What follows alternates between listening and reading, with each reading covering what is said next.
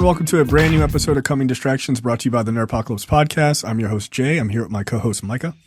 Hey. All right, guys, we're back. This episode is dedicated to The Little Things. This is the 2021 film written and directed by John Lee Hancock and stars Denzel Washington, Rami Malek, and Jared Leto. This is a neo-noir crime thriller about a murderer who, or a series of murders that is gone long unsolved by this sort of new hotshot cop played by Rami Malek.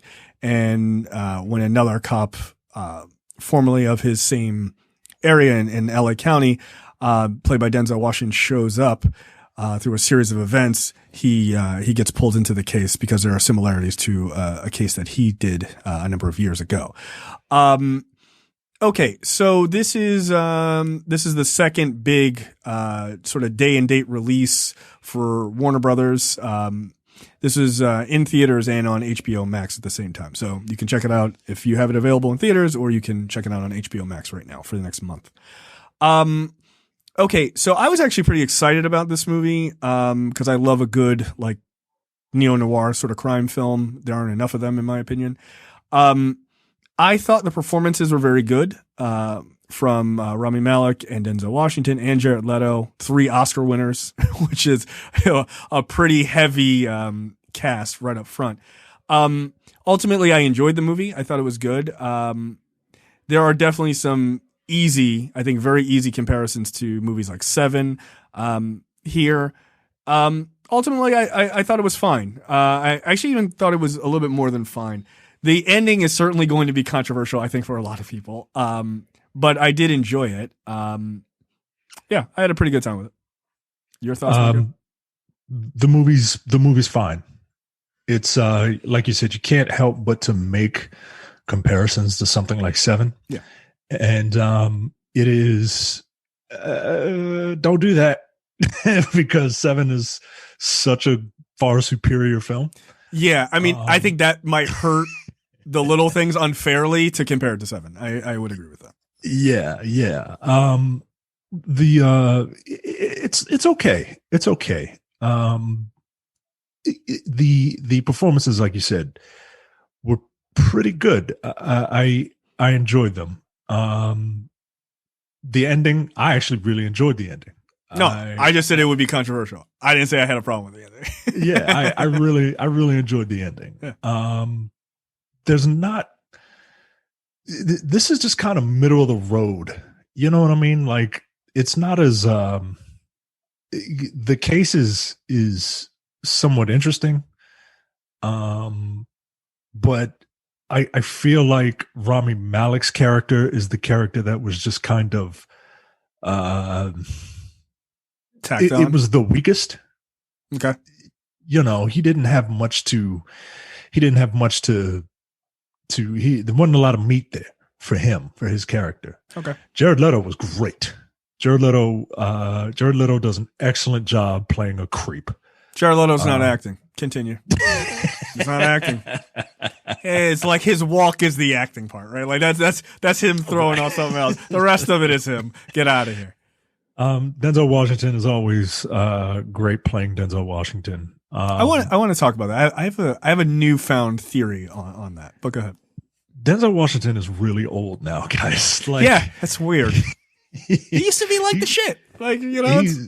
But you know, lately I've been seeing it. You know what I mean? Like, I first really saw it in his age in Roman J. Israel. Yeah, I mean, that movie, they really did my man dirty in that movie.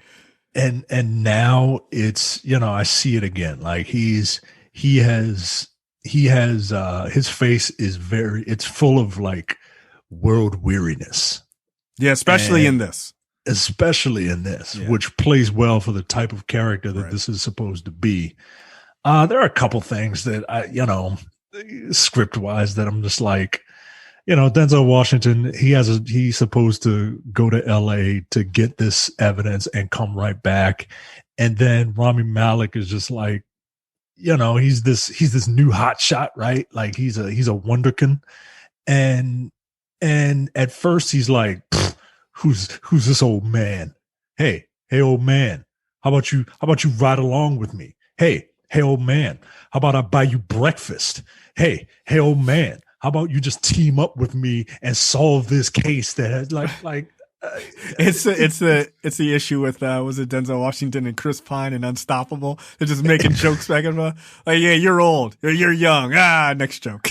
but the I didn't really buy the reason that these two get together. Like I understand that's a little weak. That's a little weak. I agree. From Denzel's perspective, from his character's perspective, I get it, right? Mm-hmm. But from Rami Malek's perspective, I don't. So the thing is, I feel like the movie has this weird ability to be telling two stories, right? Which is the story in the script and then like the reality of what Hollywood is right now. Like Rami Malek is not the new Denzel. That's not my point that I'm about to make. Relax. Okay. Obviously, John David Washington is the new Denzel. Everyone knows this, right? That's obvious. No, but I think it's the idea of like he's literally like legitimately passing the torch to like the next young, like another young, very, very good actor who is largely himself in most movies and projects he's in. Rami Malek has the same issue, right? So it's like this weird, like, I'm going to be in this movie as a mentor to you, like in the film, but also like in Hollywood, like a little bit, like kind of shepherding you on in this movie, which I think it maybe is why that you have that sort of feeling of like, I felt like maybe Malek's role is a little tacked on. Like I could have seen this movie happen with him completely disassociated with the film or like largely a much smaller part and just like Leto and Denzel kind of having their thing, right? Or like, let's screw all the pretense, right? Like, let's just have them on the same team. It would make more sense if Denzel was the same troubled cop who got demoted or something. Right. Who was still on the force and this new guy comes in. Yeah. Or Denzel's secret could have been played out a little differently to make it so that he's still on the force, but he's kind of ostracized. He's kind of, people kind of, are standoffish, right? Because he's got a hot temper, right? And the new guy, well, everybody else is paired up. So this new guy, fresh out of school, you gotta go with this guy because right. nobody. And then the two of those guys kind of become partners or they, because I like the relationship. I know what they were trying to do with the relationship with those two characters, especially at the end, right? 100%. Right. Which was, I actually loved like that whole thing when they went out to where they went, no spoilers. That from that moment on, I loved every bit of that. I absolutely loved it. Like it was, and it took me a minute to buy why those two characters got in that car right. and went there. I was like, this doesn't really make sense. Like, why would this person do this? But if it's all about one character paralleling another character, that makes total sense. Right. Well, it's about the sort of the obsession of the case. Right. I think I enjoyed this movie and it's getting like really bad reviews. It's getting panned. And I don't think it needs to be panned. I think that again, there are other movies that were released on HBO Max day and date that are getting higher scores, which makes me mad. Okay. Like that's insane. That's insane. Relax. Okay. But I think it's the end. I think it's the end. And I think it's the end too. I think it is too. I think people are taking the movie's ending. And again, I don't want to do spoilers. I think people are taking the ending as sort of a commentary on police work in society and in the real world.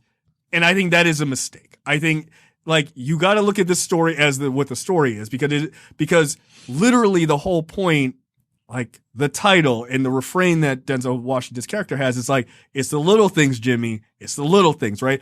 And it's not just the little things get you caught. It's the little thing, like in the case, it's the little things chip away at you. And that's the point. It's like when you can't move the ledger from red to black, Like he said, you own it. Like you own these victims' death, and that stuff chips away at you. That to me is what the movie is about. And the part at the end is, I don't want to spoil it. But the part at the end is important because it touches on why he kept making that refrain, right? Like, and I thought, like when I watched it, I was like, oh, I know why people are pissed. I can totally get it. But I don't think that was the point. I think you have to disassociate it from what reality is, right? Because if you don't, I totally understand why people would hate the ending. But if you disassociate that from reality and just look at it as a movie, as this story, I think it makes a lot of sense, actually. Yeah, when I saw this ending, I said, I was talking to my wife. I said, well, because we're home, so she loves it, right? Because she can just blah, blah, blah, blah, blah, blah, blah, blah, blah throughout the whole movie. Right? And I said, I guessed what was going to happen. And I was right. And as soon as I did, I said, well, this is why. Because we're so trained in these types of movies to expect a certain ending. Mm-hmm. And when that ending is, and the ending of this movie is ambiguous, right? Right. Then it's not as satisfying. But I don't know. This movie is a decent. It's decent. It's a decent throwback to crime films of the 90s, right? Like, yeah, it even takes place in the 90s.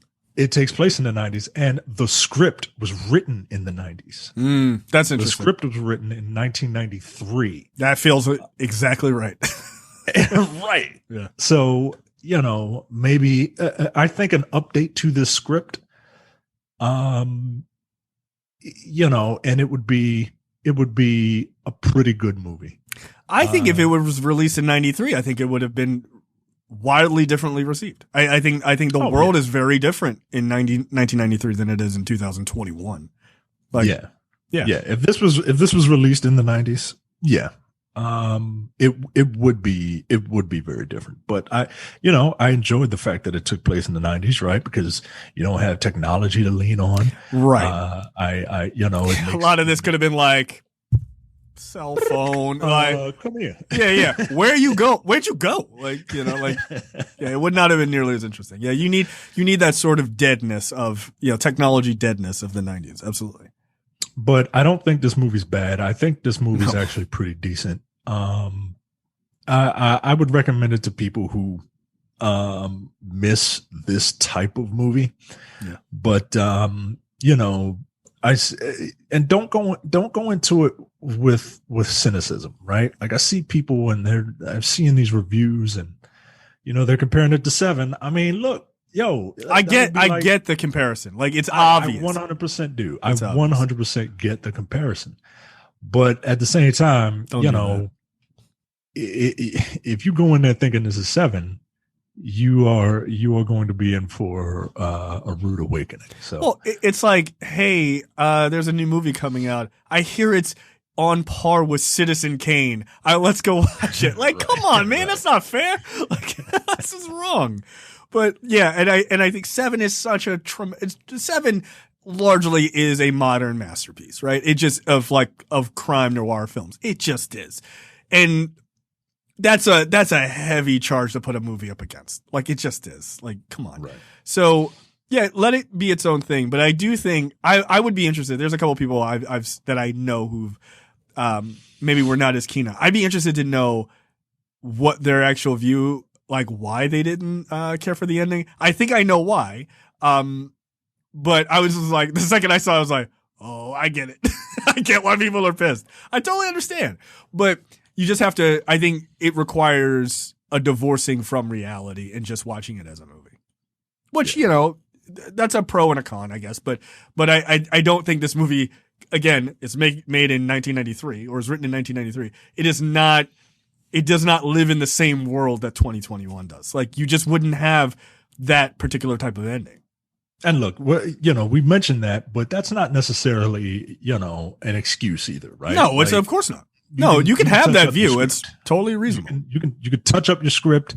Like, just because it was written in 93 doesn't mean that it can't, be altered or something like that. So I think it's not an excuse. The movie does have some shortcomings, but overall, it was an enjoyable watch. Yeah, absolutely. I don't think I would have been mad if I saw this in theaters. I mean, I'm watching HBO Max, but I don't think I would have been mad. I don't know if I'd be mad. Nah, I don't think I'd be mad. Yeah, it was pretty entertaining. I think the movie was fine. I wouldn't be like, I'd be like I am now. I'm not jazzed about it, but I'm not mad I saw it, and I'm not disappointed. No, like some of the other HBO Max day to date. There's only one other one, Micah. There's only one other one. I would have been pissed. I would have been super pissed. Like, what is this? So yeah, there you go. So there's our review for The Little Things. Check that out on HBO Max for the next month. Or you can check it out in theaters if, if you live in a place where people know how to behave. All right. We'll see you guys next time. See ya. You're watching the Nerdpocalypse YouTube channel. Make sure you click that button to subscribe and check out our weekly podcast where we talk about movie, TV, news, tech, and weird stories from around the internet.